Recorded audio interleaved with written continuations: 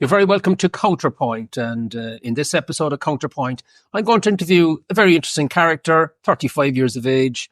He's going into politics for the first time. It's exactly the type of cohort we need to get in to freshen up the political system for a whole lot of reasons, which we'll end up, I'm no doubt, talking about. This man's name is Nick Delehanty. And Nick, you're very welcome to Counterpoint.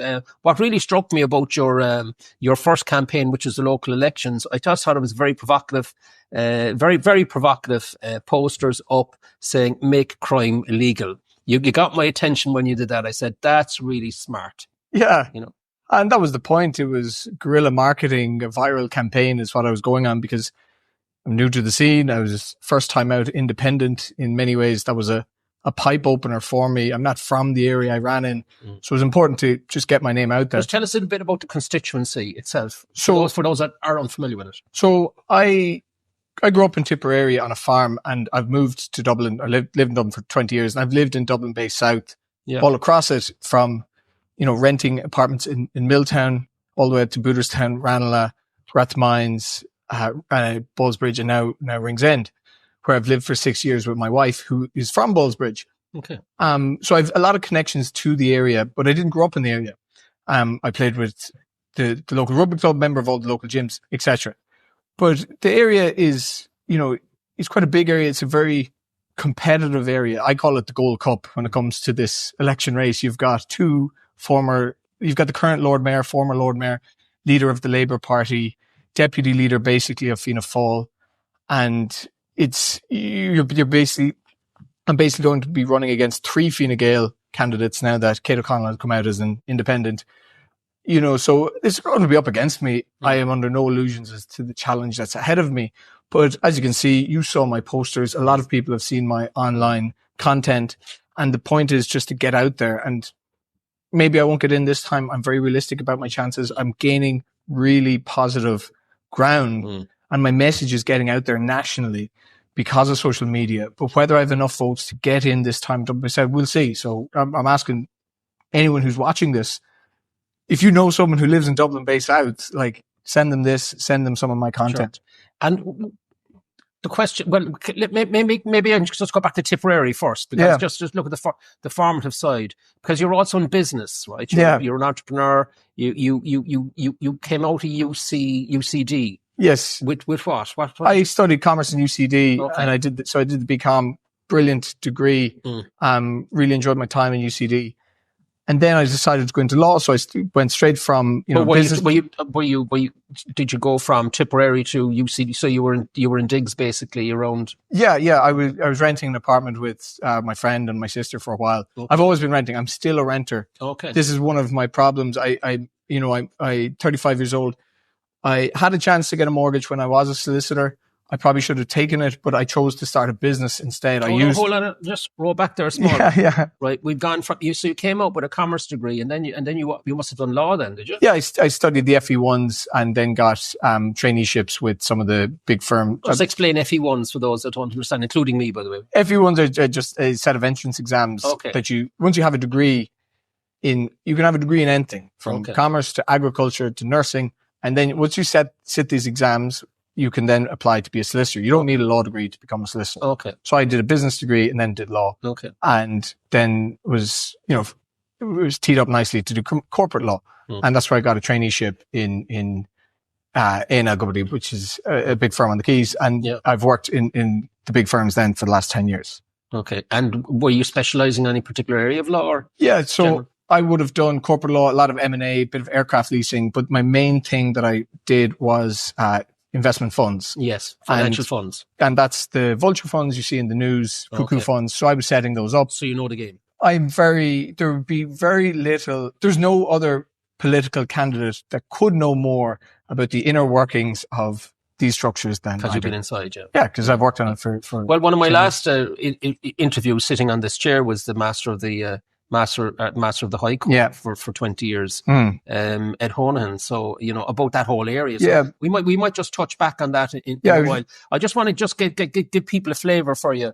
And I'm just getting to know you for the first time as well. So just make that clear for those watching in. So why would happily married, reasonably successful business guy, qualifications required to do the job that you're doing, want to, change your life and get involved in national politics. In other words, what's driving you to do it? By the way, I say this to everybody that tries this. I mean, it takes enormous courage and resilience and grit to do what you're doing. So I'm just curious to know what's the driver. Yeah, there's a good few drivers. I suppose I would have... You're not from a political dynasty. No, and there are some things I like to criticize. Which is very refreshing. Yeah, we can talk about some of the political dynasties in a while, and we can chew them up. But I suppose I've always grown up on close to politics in a way that my mother was a solicitor, and we were involved locally with elections and things like that. And I then with what political? I would have grown up in a Fianna Fáil, Fine Gael house. Okay, and we were we weren't that political, but it would have been. And then a lot of my friends would be traditionally that way aligned as well. Okay, and I've no connections, to either party, and I've never joined a party. But knowing that when I was working in investment funds, there was a point where I was setting up these vulture funds and wearing my green jersey and putting my green hat on, I knew, no, this probably isn't right. If we keep doing this for another 10 or 20 years, it's not going to stop. You can argue both sides of the vulture funds. When they came in, it was a moment in time that they were invited in here. People forget how bad things were. Capital was needed. Yeah. Capital was needed. But there has been serious mission creep. So they started off with as vulture funds, buying distressed assets. And then they used the same structures. Instead of buying distressed assets, they were buying, we'll buy this brand new estate. And they became known as cuckoo funds. And then not only would they buy the brand new estate and rent it to the private market, they would buy the brand new estate and then rent it back to the council. Can I just to get a timeline on that, right? So when they come in first, we needed capital. You could argue, and it was argued because it wasn't there, just to start the whole economy. And then there was a jump into away from, you call it mission creep, away from the original objective. Do you think at that point then that the government, the ministers, they made policy mistakes, or it was just general oversight? I think blindsided. I think politicians have become railroaded. Okay. A lot of ex-politicians in the teens jumped over to the other side, to these lobby groups. Fine Gael, I think his name is Hayes, is an example of one. So which Hayes?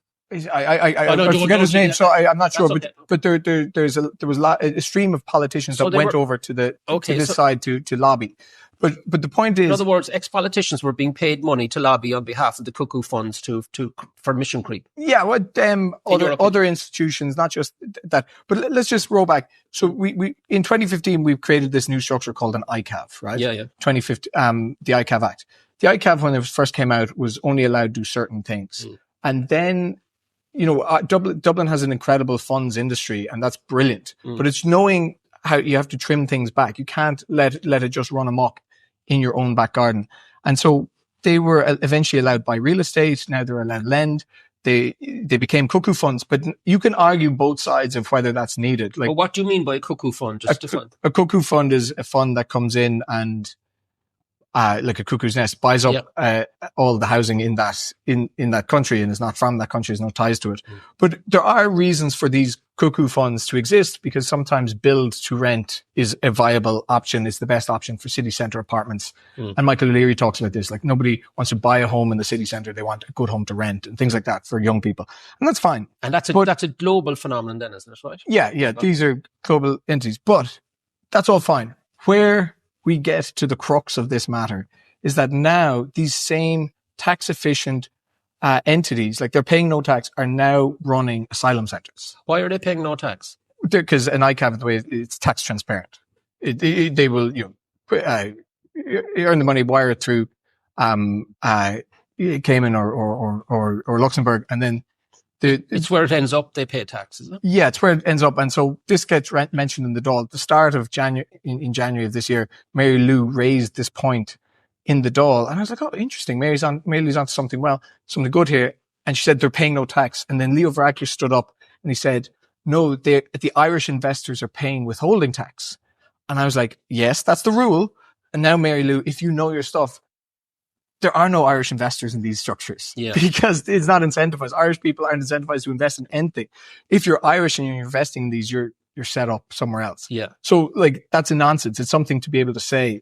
And the same way they brought in a stamp duty Did tax. it get charitable status or something? So, or was it a special status under the ICAV? No, and ICAV is its own entity, but it might own a Section 110 underneath it, which is this charitable SPV that you hear about. And it's just a structure. And it's knowing, these structures exist. And all these, not all, a lot of these asylum centers are structured like this. And I'm like, no, like we were setting these structures up to invest in equities across the world, emerging markets. Like they should not be getting state contracts to the tune of hundreds of millions and then not paying any tax, because the point of paying tax, like if you're an asylum center is a controversial enterprise because it's taking up a hotel in a local area. It's soaking up resources.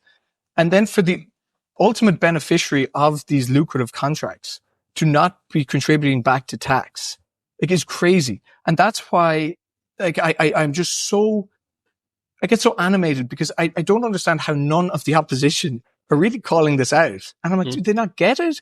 Are they not looking, or are there other more malevolent reasons why they're not doing it? And it just puzzles me.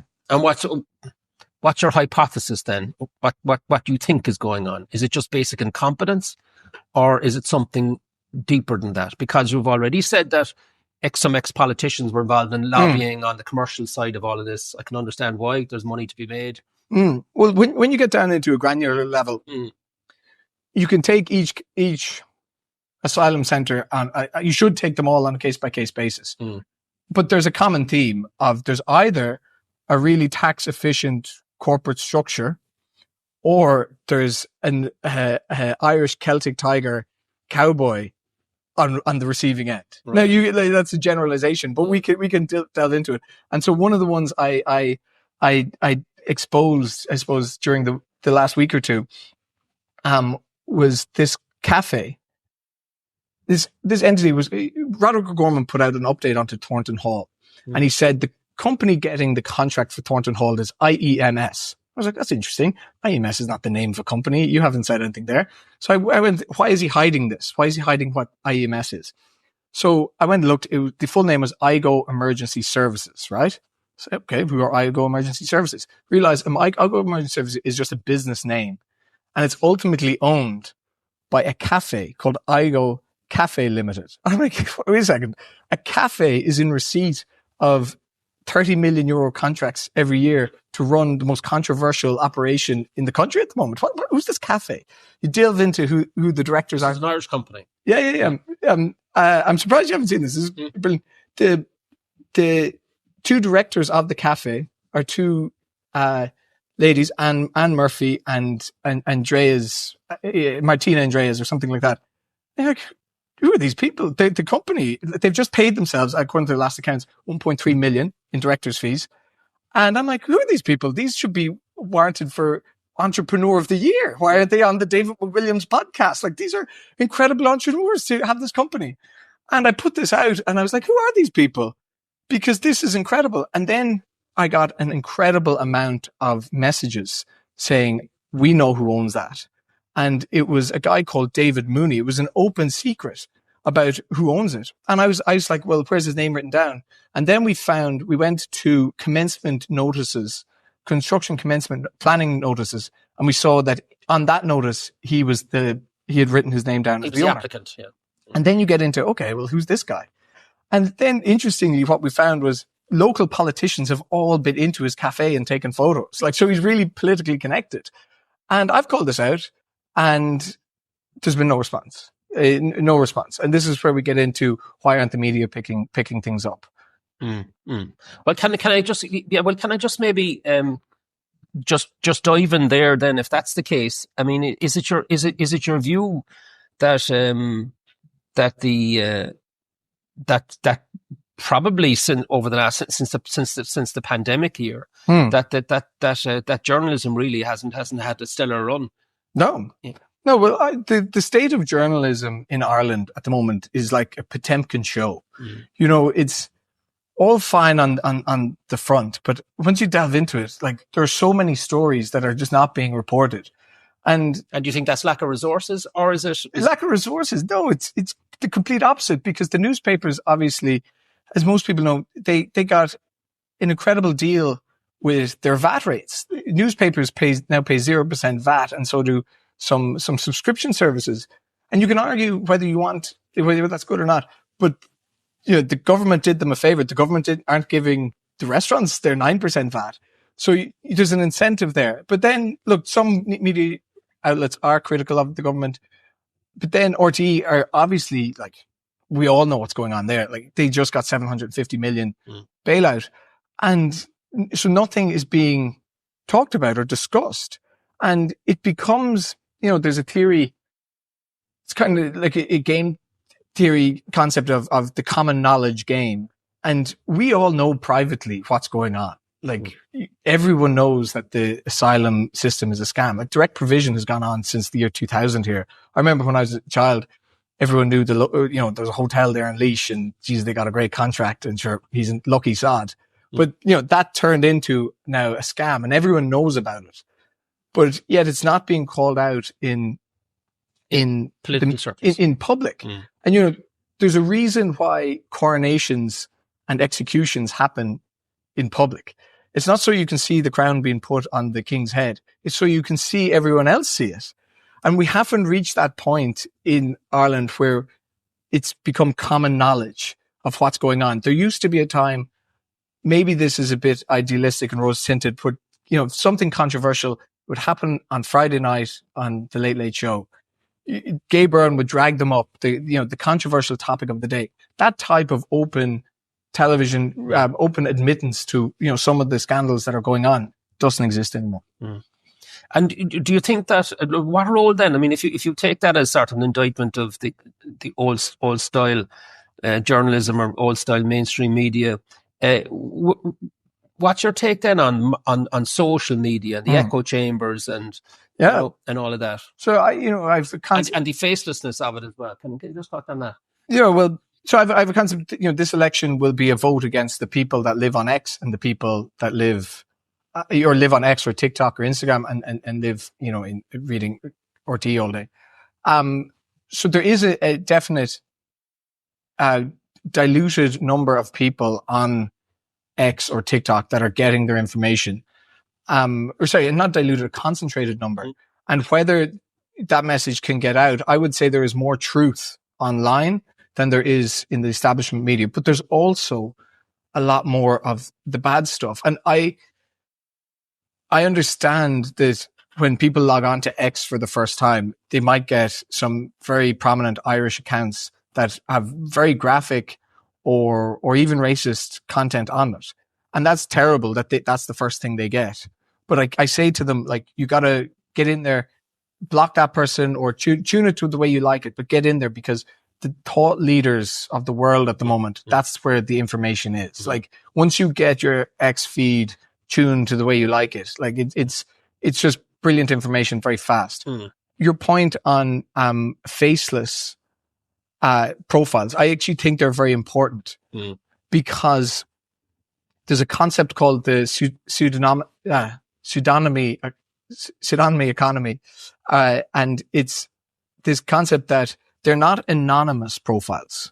They're pseudonymous, in that there are some profiles that write very thoughtfully every day under a brand of whether it's a logo or something, but they are scared to do it in their own name for either professional reasons or whatever. And it's very important that they are allowed voice their opinions, even if it's not under their own name. Yeah, they're like the whistleblowing end of it. Yes. Yeah. And even on more casual basis. But at the same time, you know, racist content should be, you just exit out of your life. But the corporate censorship is really real. Like, self-censorship is real. I'm incredibly outspoken, but even I sometimes internalize, did I not say that because of censorship reasons? You know, it's a natural thing. And I post a lot on LinkedIn, and my likes on LinkedIn wouldn't be as high, but my inbox messages are way higher, because people will inbox message me and say, Nick, I really agree with what you're saying, but I can't like it on LinkedIn because this is my professional page. I'm like, no, don't worry. That's fine. That's normal. But thank you for letting me know.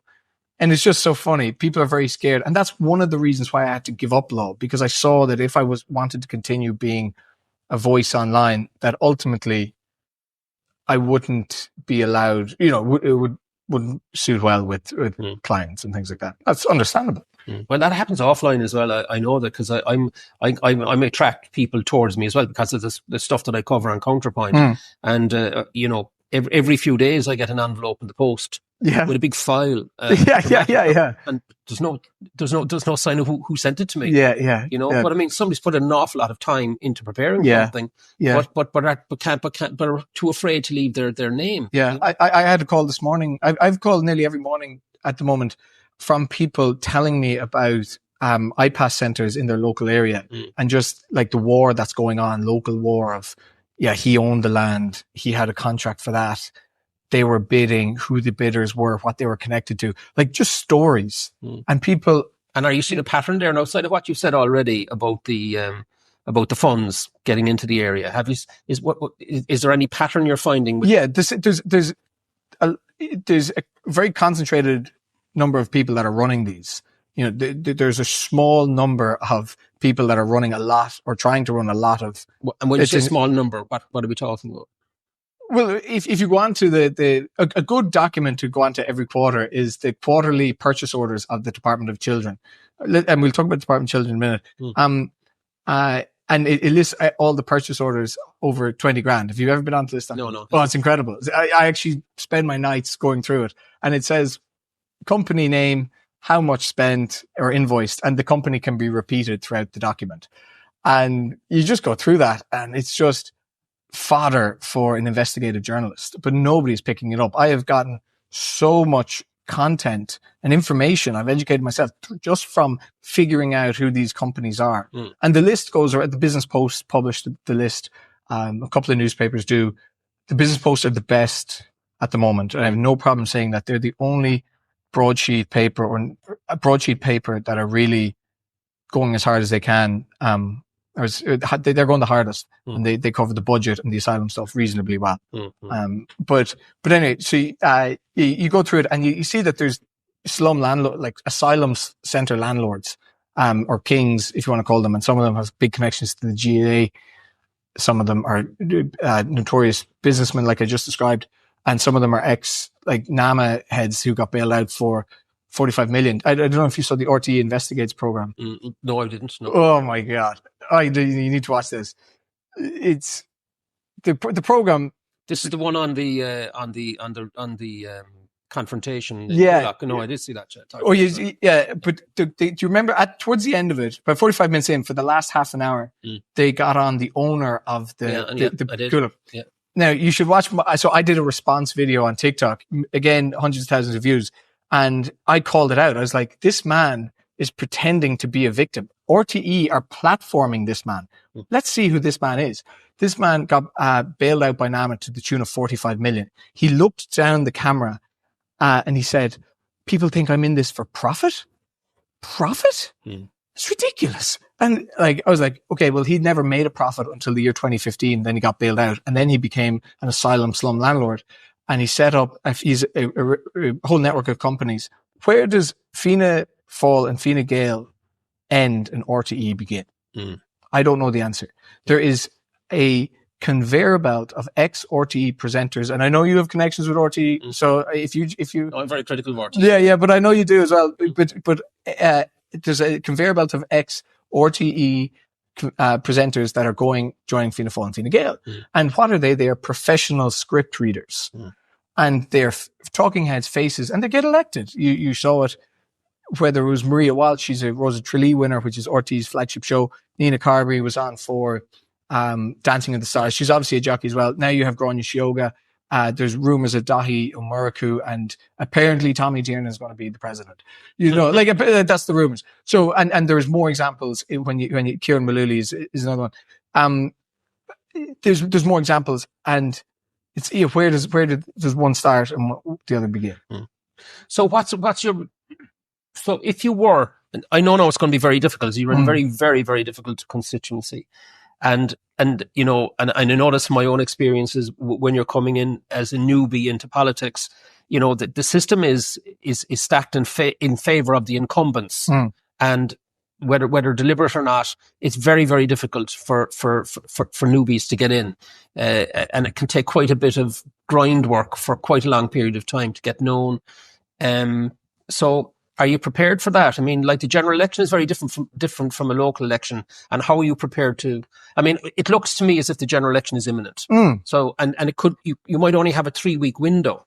So how would you run your campaign over that period? So basically, I've been running the campaign since the locals. That was a pipe opener.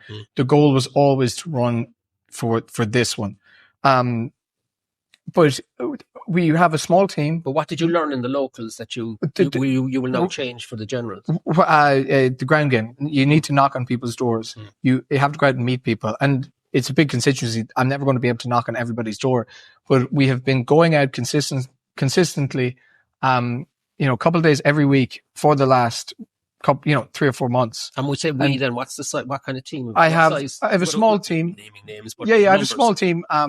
Dedicated team of about 5 or 6. Okay. And with a campaign manager, and they're brilliant.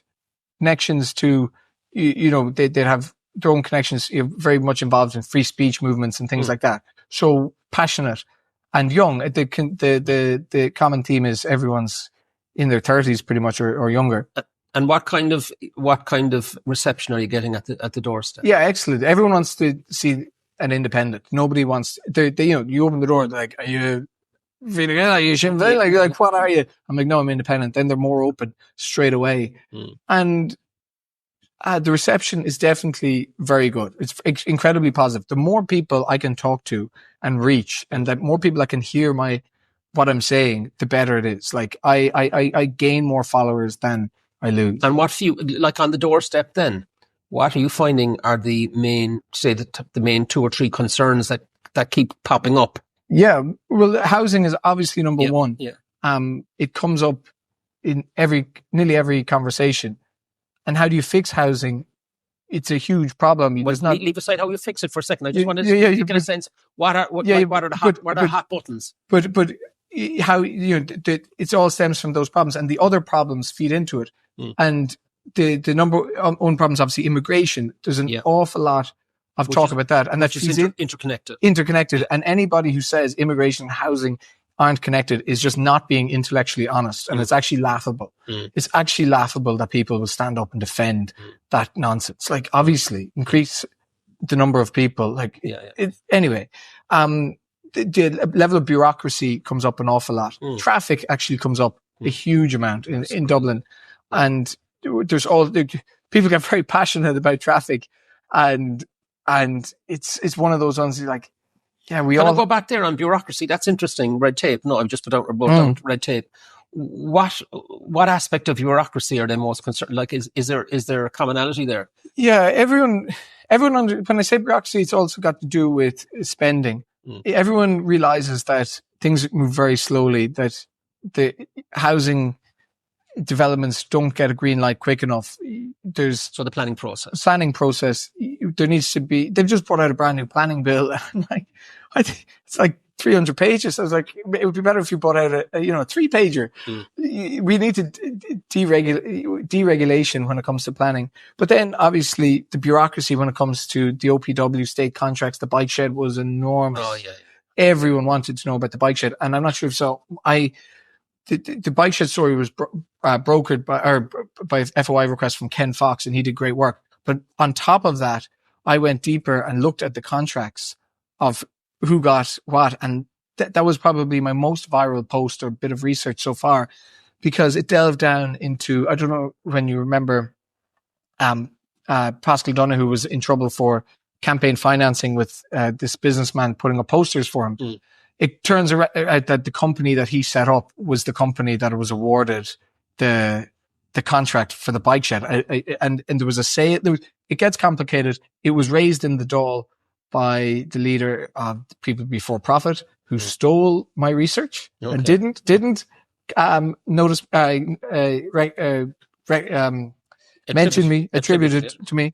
And then also Padar Tobin took it up, and Padar Tobin rang me and said, thank you very much. And he's now taken up the baton, which is brilliant, because there's a big controversy there got to do with state contracts and businessmen relationships with politicians.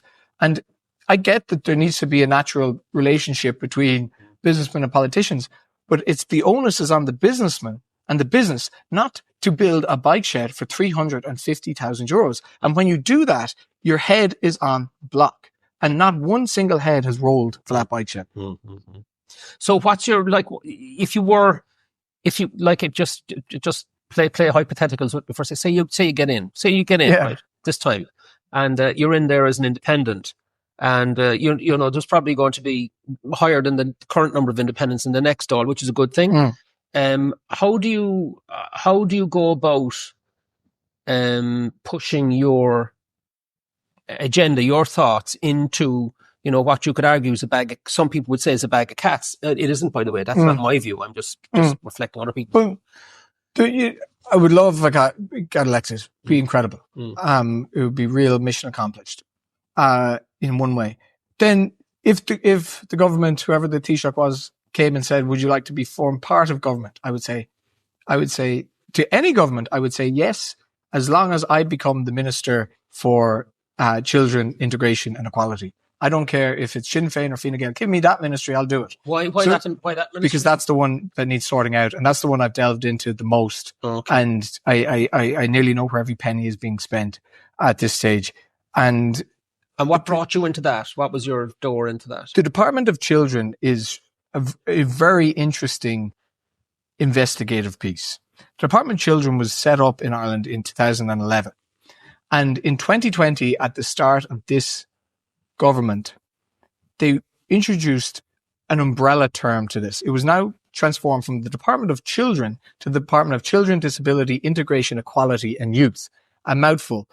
And you're like, okay, so what are all these other things? Equality, integration, what do they mean?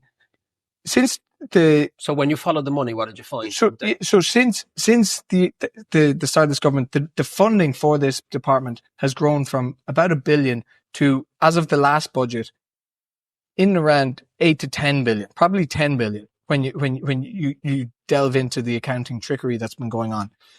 And the majority of that is going to integration, asylum, and we are spending more money on equality and integration. Okay, so that's where it's coming through. Yes. Okay. Oh, and how's all this immigration stuff being funded? And it's coming through that department. And another really interesting thing happened in 2023. There was a budget of 2.3 billion that was transferred from the Department of Health over to the Department of Children, and that was for disability services. And they have diluted that budget, and now that encompasses racism, Roma traveler initiatives, integration, immigration. That's for disability. So I'd love them to report exactly on where all this money is going. Anyway, then on top of all that, the government has been running two accounts in its budget over the last few years. It's had its core funding and non-core funding. And non-core funding is emergency fund, basically for IPAS centres. Yeah. And they got in trouble from the EU, from a budget directive, that they can't do that. You can't have a temporary fund running alongside because it's not accounted the same. So this year, because they knew they were getting in trouble, they flipped in the temporary pot into the main pot, but they didn't count it in their percentage increases for the year or the base effect. Okay, so they basically hid an extra spending of 4.5 billion. The Business Post, Daniel Murray in the Business Post, excellent at reporting on this. He is brilliant at reporting on the budget. And this year, when the budget came out, and this is why I say it was a Potemkin show, because Jack Chambers stands up in the Dáil, and you know he's brought out to say his speech, lovely speech, cigarettes up by €1, pint up by whatever, and he gets clapped. And here's a man younger than me, has never worked a day in finance, in the job only 4 months, and he's been clapped as a hero for this bonanza budget where they spent 33 billion basically in a day. And I look into the document and I realize, lo and behold, there's a new temporary fund called the Contingency Reserve Fund. And I'm like, how are they getting away with this? How are they allowed to do this? But there's not a finite amount attributed to that budget. So I presume because they left it open-ended, maybe they can get away with it. But what is given is a breakdown of percentages of where this fund will be going. 48% is going to the Department of Children. And we know that the budget will be at least in the amount of 3 to 4 billion and will be topped up throughout the year. So it's all going to the Department of Children. I have just had a child, and if you look at the childcare providers, they are going out of business because of a malevolent set of contracts that a government contract scheme that they entered into in 2015, where they were told that they cannot up their prices because they will be assured government funding. Well, here we have the Department of Children is now getting funded to the tune of 10 billion, and those companies have not received a single extra cent. So are you implying then that this fund that you is going into the same spot? Yeah, it's all going towards. So they're trying basically cover or make difficult, more opaque. Yes, the actual financing of all these centres. What I've just described, I coin as the immigration industrial complex. This is there are so many pull factors to set up asylum accommodation. Every single rogue businessman in the country that has anything got to do with property is trying to get in on this. And I know that for a fact because I talk to people in the property sector startups scene, and they're like, our startups aren't getting funded because the people that were interested in building and buying houses, they only want to set up asylum centers. And this is where, there's a term, show me the incentive, I'll show you the outcome. In 2023, they brought out emergency laws, planning exemptions, that any building in the country can be turned into an IPA center without any planning permission. So obviously that's why the paint factory can now be repurposed without planning permission and any other building throughout the country. And you're like, well, why can't any building in the country be turned into a school or a creche or a nursing home? Like, where are our incentives here? We are incentivizing to the hilt the immigration industrial complex. And you can get conspiratorial of who's getting paid at the end of it. But as I've proven, there are some politically connected people getting paid.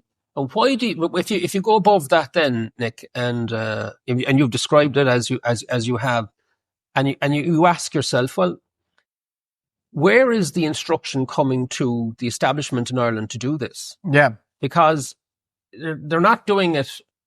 They're not doing it for their own individual benefit, notwithstanding all of the possibilities underneath all of this in the weeds of it. But I mean, so where's it coming from? Is it coming from some treaty we've signed in the EU, or is it the UN, or like what's driving it? Yeah, well, what we do know, maybe just help you here. What we do know is that back in 2012, we had the chairman of Goldman Sachs, Peter Sutherland, going around Europe telling everybody, forget the rules, just open the borders and let everybody in. Yeah. He made a presentation to the House of Lords Committee along the same lines. And it is part of UN ideology. Yeah, well, you can get into the globalist mantra of open borders and anything you want. You can go down that route, no problem. You can talk about. But what's your opinion? You can talk about all of it. It's a complex structure, complex machine, complex system. So it's hard to say it's all from this point of view. But there has been a mandate from as high as the likes of Peter Sutherland.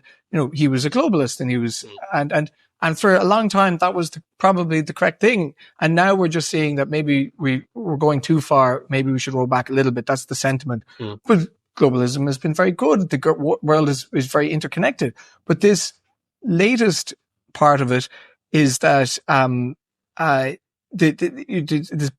people call a plantation of people or mass migration.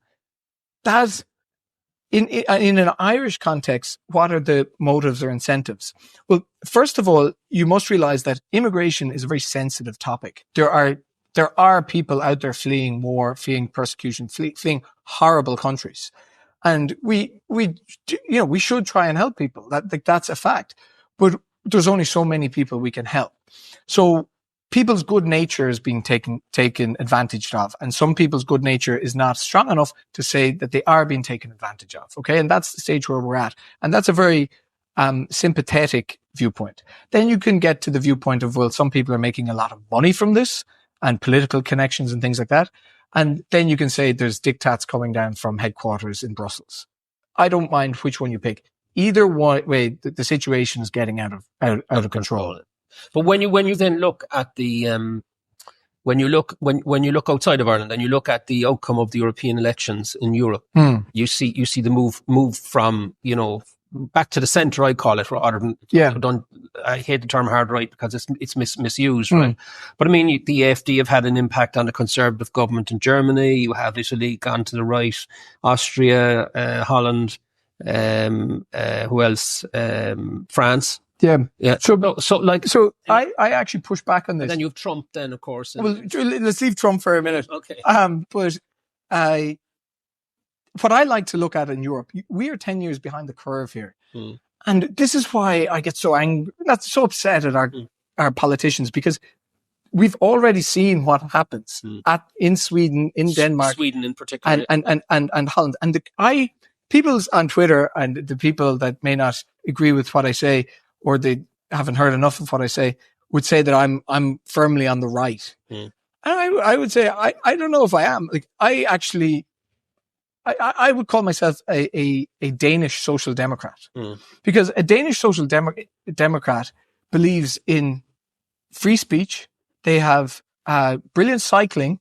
They have a childcare system that is the best in the world, a healthcare system, green energy policies. And they also have some of the lowest levels and strictest immigration rules in Europe. And the Danish Social Democrats learned this because in 2015, after they had opened their borders significantly, they realized the problems. And in 2015, the Danish People's Party got in, and that was the far-right group. And what I would say is the anti-immigration message will work for one election. And then unless you have substance after that, it's not going to work. So the Danish the Danish People's Party got in, and then the Danish Social Democrats stole their policies on immigration and they got kicked out again. And this is why I get so angry at the opposition parties, because the playbook is there to get strict on immigration. It's called being fiscally responsible and managing your welfare state. You cannot have open immigration to a welfare state. Which is what the Swedes have learned. Well, they learned the hard way. And that's why, are we not learning from them?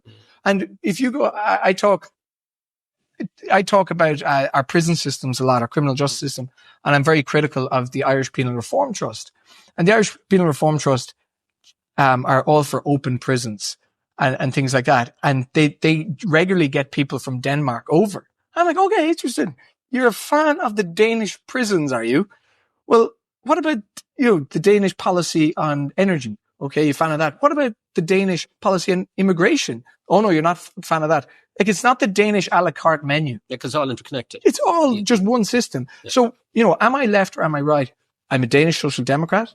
I would take the Danish system. I would take Singapore. I would take what South Korea have. They would be more right, less government.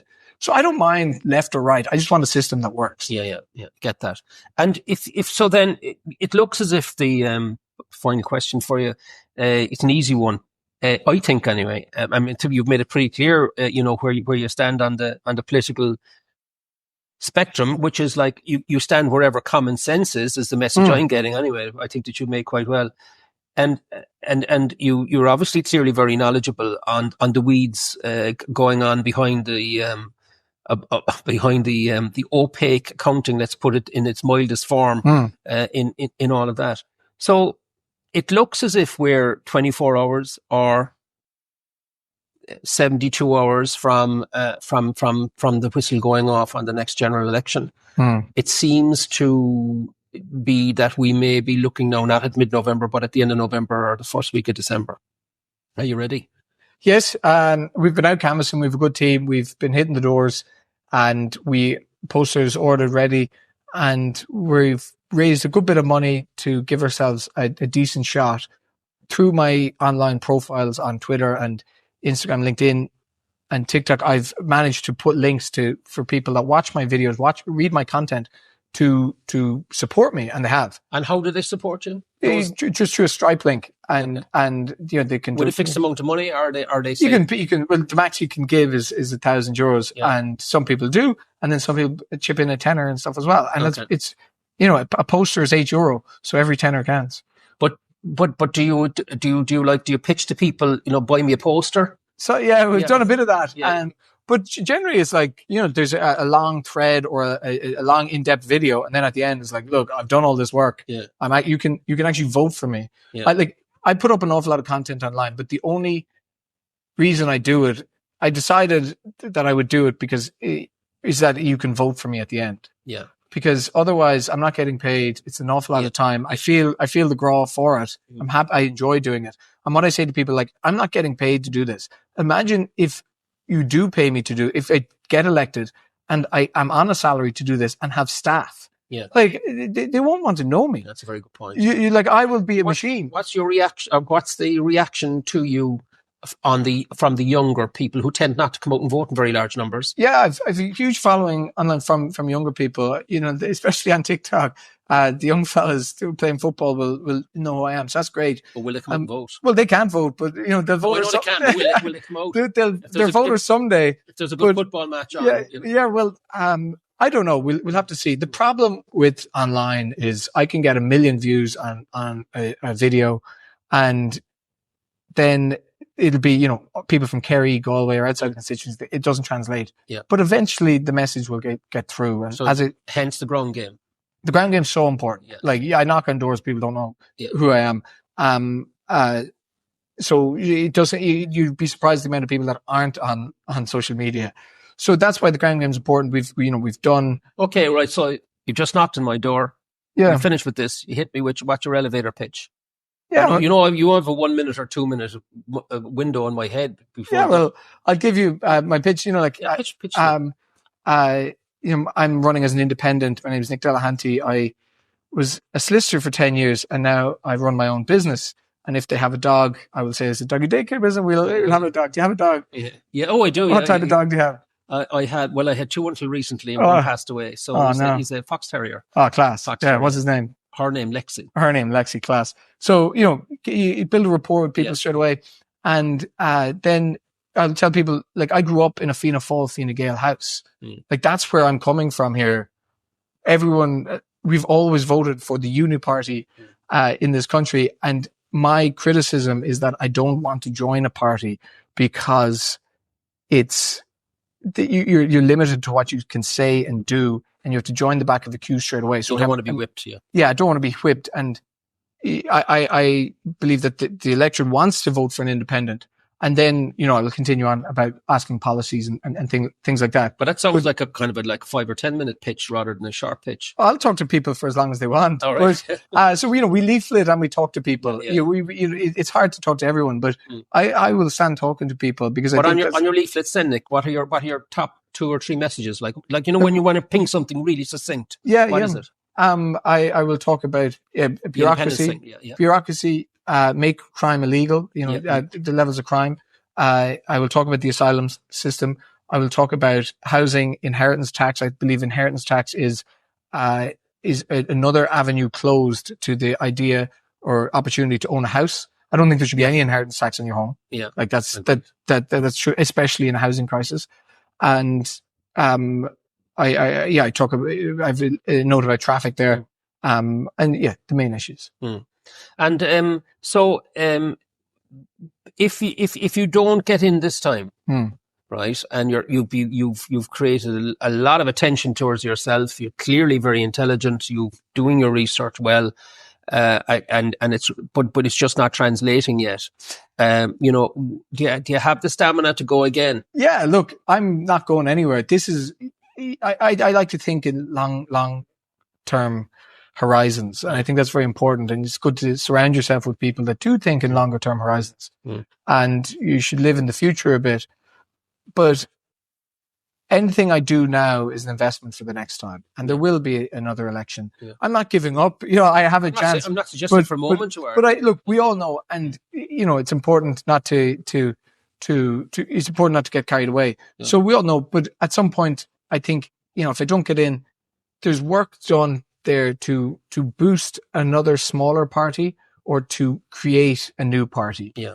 And that's where I see myself working over the next 4 years, whether I get in or don't get in, because at the moment, there's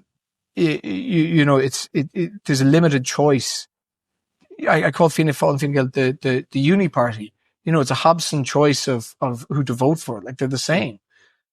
And so the opposition are not creating a stir. So there's a huge void of another offering. And so, look, that's where I'll be. But yeah, if it takes 10 years, it takes 10 years. Okay. Well, Nick, thank you so much. We're going to leave it at that with Nick Delehanty. What I find very interesting is to meet somebody who's much younger than I am. Clearly got the head for it. Clearly has the resilience and passion for it. And if we can get more people like Nick Delehanty are coming in behind to refresh the political system, there is hope for it.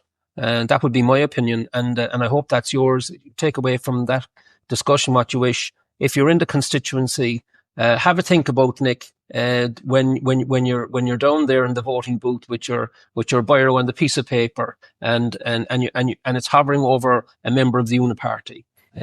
Try and move the dial. Thank you so much for listening to this discussion with Nick Delehanty. Thank you. Thank you very much. It was great.